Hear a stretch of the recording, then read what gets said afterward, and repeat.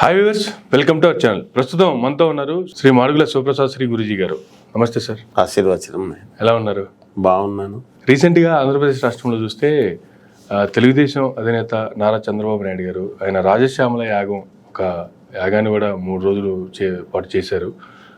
యాగాల ద్వారా అధికారంలోకి వస్తారా, లేదు అసలు ఈ యాగం ద్వారా ఫలితం ఏంది, దీని యొక్క ఫలితం ఎలా ఉండబోతుంది అంటే ఏం చెప్తారు గురూజీ?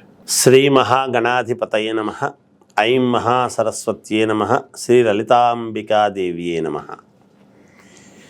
యాగాల వలన అధికారములోకి వస్తారా, అంతే కదా ప్రశ్న. అంటే మనము కొంచెం శాస్త్రాల్లోకి కనుక వెళ్ళామంటే గురూజీ, రామరాజ్యం, రాముడంతటి వాడు రాజసూయ యాగం అనేటువంటిది చేయటం అనేటువంటిది మనము చరిత్ర చదువుకున్నాం, విన్నాం. ఎందుకంటే మనం చూడలేదు, అప్పటికి మనము లేము కాబట్టి, ఇంకా మనము పుట్టలేదు, అప్పటికి యుగాలు వేరు కాబట్టి మనకు తెలియదు, చరిత్రలు చెబుతున్నాయి. అయితే యజ్ఞయాగాది క్రతువుల వలన తప్పకుండా సత్ఫలితాలు పొందుతారు. ఓకే, ఎలా చేస్తే పొందుతారు అనేటువంటివి ఉన్నాయి. మామూలుగా యజ్ఞేశ్వరుడు అగ్ని సంస్కారం అనేటువంటిది ఎప్పుడైతే జరుగుతుందో, మనం ఇంట్లో మన ఇష్టి కోసం మనం చండీ యాగం చేసుకున్న, ఏదో గణపతి హోమం చేసుకున్న, లక్ష్మీ గణపతి యాగం చేసుకున్న, కొంచెం హోమాలు, యాగము, క్రతువు, యజ్ఞము, ఒక్కొక్కదానికి ఒక్కొక్క ఇది ఉన్నది. ఏది ఎలా చేస్తే ఏమంటారు అనేటువంటి ప్రామాణికము కూడా ఉన్నది. ఓకే, అందుకని ఇప్పుడు ప్రజల యొక్క మన్ననలు పొందటానికి రాజ్యాధికారము పొందటానికి రాజశ్యామల యాగం అనేటువంటిది చేస్తున్నారు. పూర్వం ఎవరికి ఇవన్నీ దశమహావిద్యలు ఇట్లా యాగాలు ఇవన్నీ కూడా పెద్ద పెద్ద ఇవి కదా, ఎవరు చేస్తారబ్బా అంతంతా అని అనుకునేవాళ్ళు. ఇప్పుడు ఏముంది, ప్రతి వాళ్ళు చేస్తున్నారు. చేసేటప్పుడు కొన్ని నియమ నిబంధనలు అనేటువంటివి ఉన్నాయి. యాగము చేస్తే ఫలితం అనేటువంటిది వస్తుంది. కానీ ఇవాల్టి రోజున ఈ రాజశ్యామల యాగం అనేటువంటిది అందరూ చేస్తున్నారు కదా. మనము రాజ్యాధికారం కావాలి అని చేస్తున్నప్పుడు ఎదుటి వాళ్ళు కూడా అదే రాజ్యాధికారం కావాలి అనేటువంటి అభిప్రాయంతో వాళ్ళు చేస్తారు కదా. అంతే కదా. మరి ఎవరు చేస్తే రాజ్యాధికారం పొందుతారు? ఓకే, ప్రశ్నార్థకం అవుతుంది. అదే ఉంది, నేను చెప్తున్నా. మామూలుగా యజ్ఞయాగాది క్రతువులు చేయించేటప్పుడు ఒక ఎమ్మెల్యే కావాలి అనేటువంటి భావనతోనూ, మామూలుగా ఒక కార్పొరేటర్ కావాలి, ప్రజలు దాని దగ్గర నుంచి వస్తుంది, చిన్న దగ్గర నుంచి వస్తుంది కదా.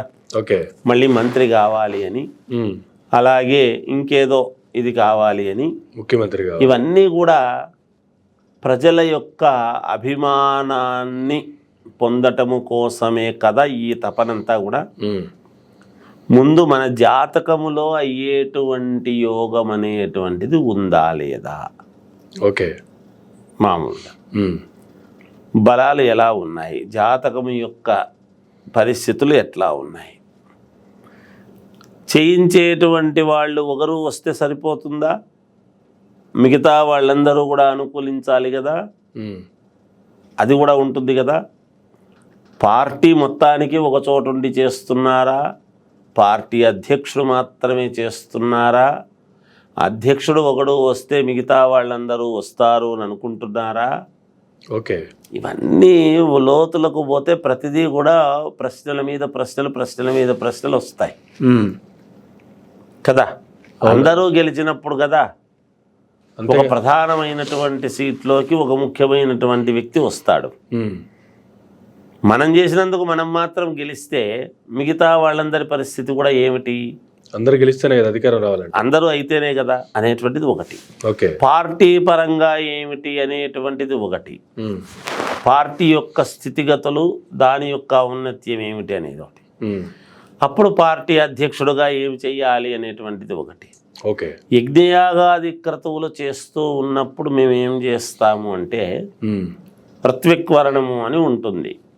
అంటే ఋత్విజులు అందరూ కూడా ఉండి వాళ్లకు అన్యోన్య బ్రాహ్మణ సహాయేన మీరు మా గురించి చెయ్యండి అని అప్పచెప్పటం అనేటువంటిది విధానం ఉంటుంది. ఓకే. చేసి మనము 3 రోజులు చేస్తున్నామా, 5 రోజులు చేస్తున్నామా, ఎన్ని రోజులు చేస్తున్నాము అనేటువంటి ప్రాతిపదికన ఆ చేయించు ఎవరైతే కర్త అక్కడ ఉంటాడో చేయించుకునేటువంటి వ్యక్తి కంకణబద్ధుడై ఎక్కడికి కదలకుండా ఉండాల్సినటువంటి అవసరము ఉన్నది. ప్రాంగణము దాటరాదు. ఓకే. కొన్ని పద్ధతులు ఉన్నాయి దానికి. నేను అలా అంతా తిరిగి వస్తాను మీరు కానిస్తుండండి అంటే కాదు. కొన్ని ఎక్స్క్యూజ్ చేసి సరేలే అని కొంతమంది పండితులు సరేలే అంటుంటారు కొన్నిటికి. కానీ నేనేం చెబుతున్నాను, ఉన్నది చెప్తున్నారు. కానీ మనం పాటిస్తాము పాటించము తర్వాత. కంకణము కట్టుకొని లేవకుండా నిరంతరము దాని యందే శ్రద్ధ భక్తులతో ఓకే చేయవలసినటువంటి విధి విధానము అనేటువంటిది ఉన్నది యాగం అనేది. ఈ యాగాలు చేస్తున్నప్పుడు ఓకే మీరు గతంలో పురాణాల్లోకి వెళ్ళినప్పుడు రామచంద్రుల వారు ఎలా చేశారు, ఎలా పాటించారు, మనకు కొన్ని ప్రామాణికాలు ఉన్నాయి. అవును. అంటే ఆధునిక కాలంలో ఇప్పుడు అంత వ్యవస్థ మేము సమయము పెట్టలేము అని అనుకుంటారు. పెట్టాలి. ఓకే. అంత సమయము పెట్టి సరేలే అనుకొని సర్వము పక్కన పెట్టి ఇది కావాలి అని నియమనిష్టలతో తదేకమైనటువంటి దృష్టితో శ్రద్ధతో ఎప్పుడైతే యాగాలు చేస్తామో అప్పుడు సత్ఫలితాలు ఇస్తాయి. ఓకే. మిగతా పనులన్నీ చూసుకుంటూ మనము సంకల్పానికి మాత్రమే ఉండి పూర్ణాహుతికి మాత్రమే ఉంటాము అంటే మిగతా వాళ్ళు మన పక్షాన ఎవరో ఉండి కూర్చొని చేస్తూ ఉంటారు. కానీ అది సెకండరీగానే వర్తిస్తుంది. ఓకే. ఎప్పుడూ కూడా ఇటువంటి కార్యక్రమాలు యజ్ఞయాగాది క్రతువులు చేసేటువంటి మహనీయులు అందరూ కూడా ఎవరి కోరికలు వాళ్ళవి. ఎవరి కోరికను తప్పు పట్టడానికి లేదు మనం కదా.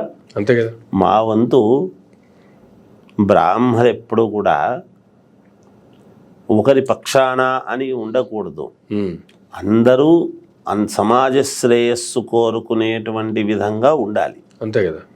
ఏ వ్యక్తి అడిగినా ఆ వ్యక్తికి నిజంగా జరిగేటువంటిది గనక ఉంది అంటే, యథార్థంగా అతని జాతకంలో యోగాలు ఉన్నాయి అంటే తప్పకుండా ఆ వ్యక్తిని కూర్చోబెట్టి 1.5 రోజా, 5 పూటల, 3 రోజుల, 5 రోజుల ఇలా ఒక ప్రామాణికముగా ఒక నిర్దిష్టమైనటువంటి ఇది వేసుకొని చాలా జాగ్రత్తగా పద్ధతి ప్రకారముగా చేయించాల్సినటువంటి ఆవశ్యకత ఉంటుంది. చేయించేటువంటి మాలోనూ అంతే శ్రద్ధ ఉండాలి, చేయించుకునేటువంటి వాళ్ళల్లో కూడా అంతే శ్రద్ధ ఉండాలి. అలా ఉన్నప్పుడే కదా సత్ఫలితాలు పొందుతారు. ఓకే. మరి యాగాలు చేస్తే సత్ఫలితాలు రావు అనేది ఏం లేదు. మరి ఇద్దరూ చేసినప్పుడు ఎవరికి ఫలితం వస్తుంది అనేటువంటి దగ్గర ప్రశ్నార్థకం అవుతుంది. ఎవరు శ్రద్ధగా చేసుంటారో వాళ్ళకే కదా ఫలితం వస్తుంది. ఓకే.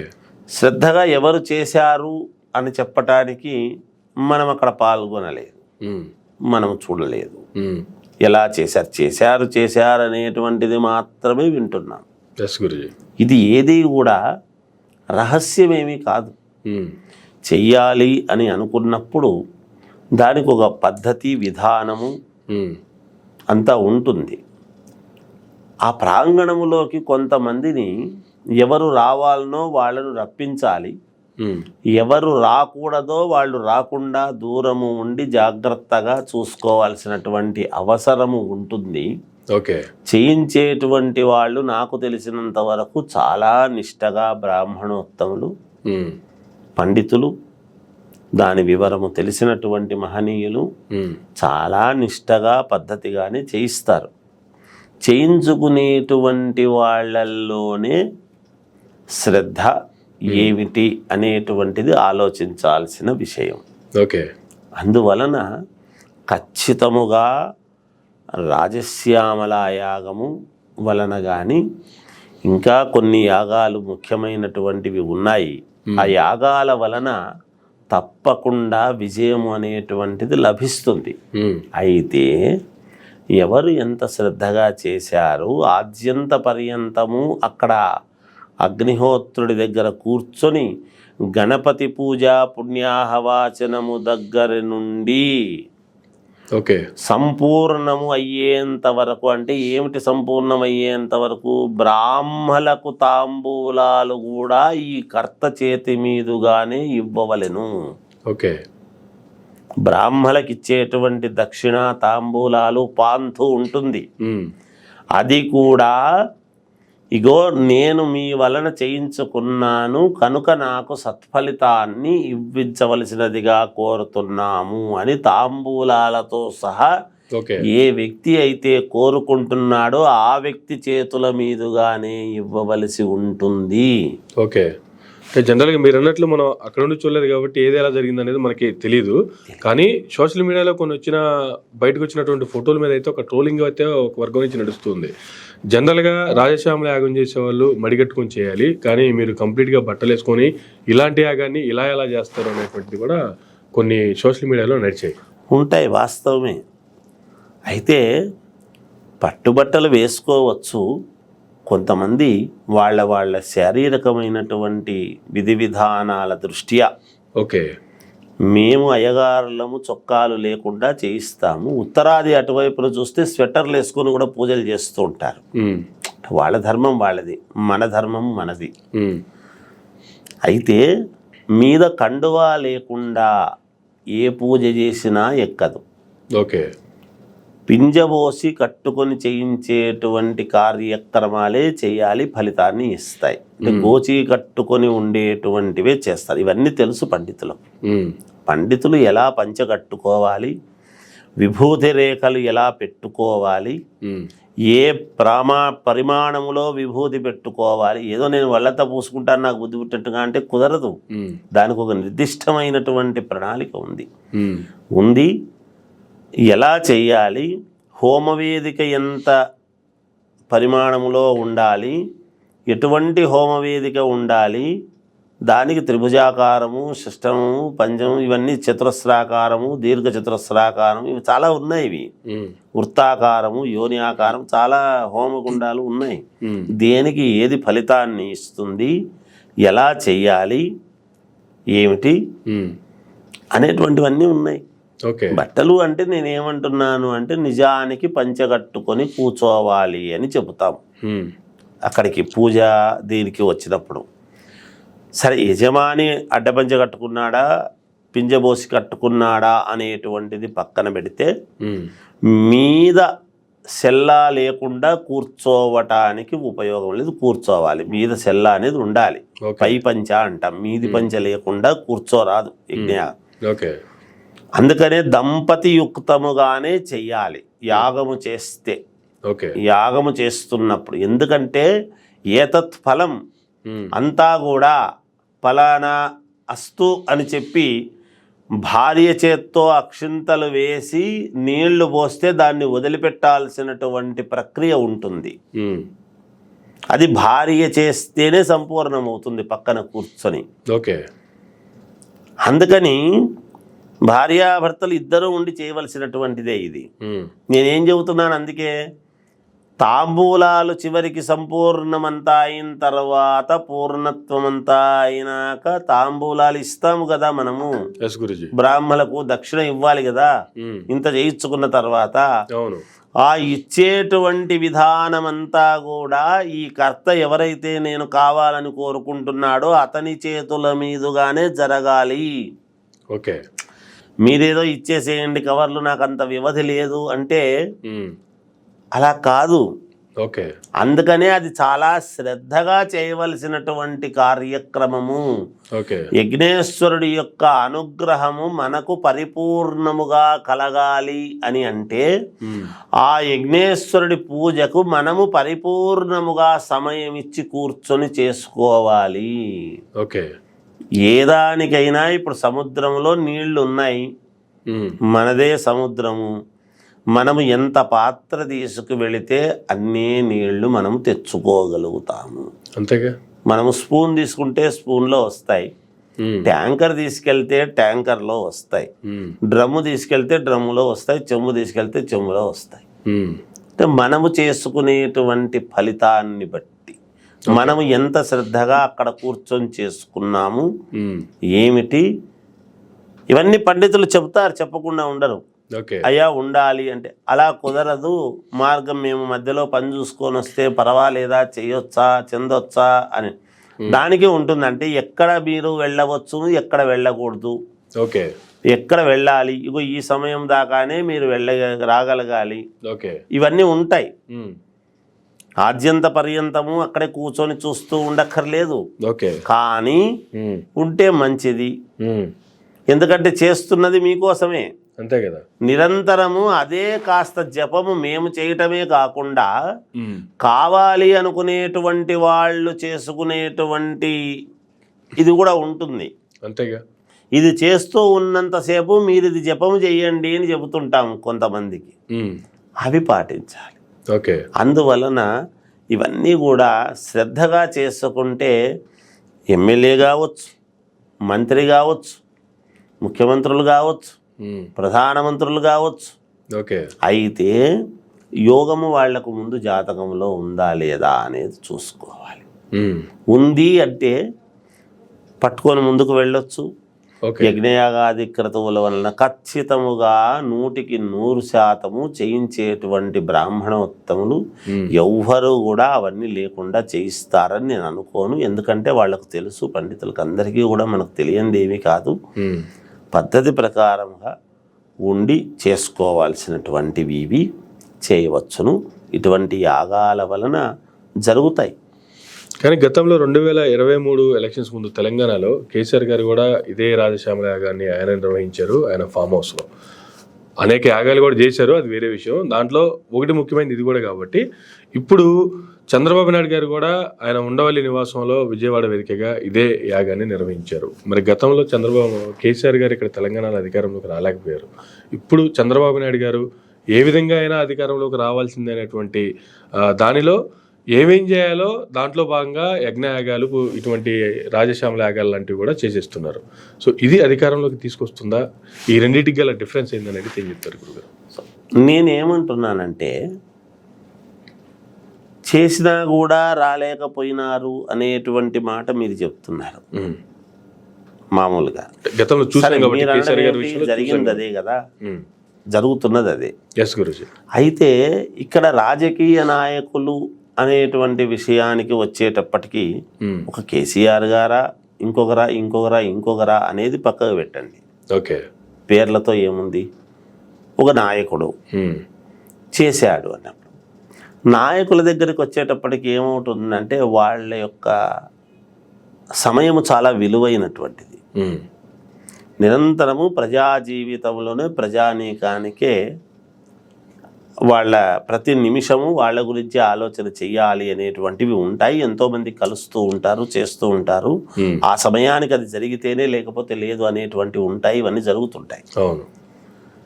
నాకు తెలిసినంత వరకు కేసీఆర్ గారు మళ్ళీ చేసినా కూడా రాలేకపోవడానికి గల కారణం ఏమిటి అని గనక మనం ఒక్కసారి చూసినట్టయితే గురుజీ దాని యందు శ్రద్ధగా పాల్గొనకపోవడమే అని నా అభిప్రాయం. ఎవరైనా కావచ్చు. ఓకే. ఇప్పుడు శ్రద్ధగా చదివినవాడు పాస్ కాలేదంటే అర్థం ఏమిటి? పుస్తకాన్నంతా కూడా బైహార్ట్ చేసిన వాడు నువ్వు ప్రశ్న ఎక్కడ అడిగినా వాడు సమాధానం రాయగలిగినటువంటి స్థితివంతుడై ఉంటాడు. అంటే ఎక్కడో నేను చదివినా అనుకుని కొన్ని పేజీలు మిస్టేక్ చేసిన దానివల్ల కదా ఇది అదే అడుగుంటారు వాళ్ళు, అదే రాయలేకపోయినటువంటి సమయం ఏర్పడి ఉంటుంది. ఓకే. అందుకని నేను మొట్టమొదట్లోనే నేనేం చెబుతున్నాను, మనకొకటి కావాలి అనుకున్నప్పుడు ఆద్యంత పర్యంతము మిగతావన్నీ కూడా ఎంత మనము బిజీగా ఉండినా ఏది ఉండినా తర్వాత పరమావధి అదే కదా. రేపు చేయవలసినటువంటిది నిజంగా మనకు అధికారము చేతిలోకి వచ్చిన తర్వాత ప్రజానీకానికే సమయం ఇవ్వాల్సింది, నిమిషము వాళ్ళకే ఇవ్వాలి.